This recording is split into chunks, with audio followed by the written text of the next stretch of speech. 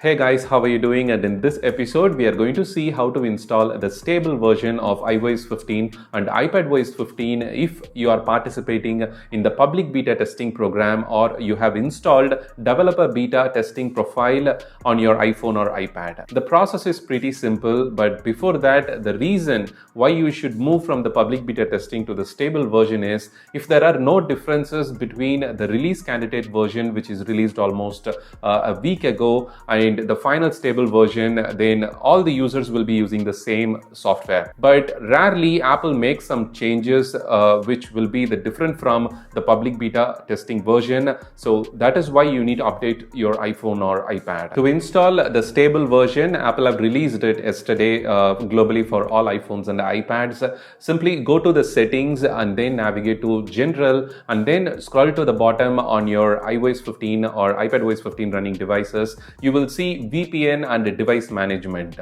Previously, it was called just profiles, but right now Apple have made it VPNs and device management to be more clear, like these profiles can be installed under this section. So navigate inside and then you will find the iOS 15 or iPadOS 15 public beta testing or developer beta testing profile information. Tap on it and then you need to remove the profile that is installed on your device.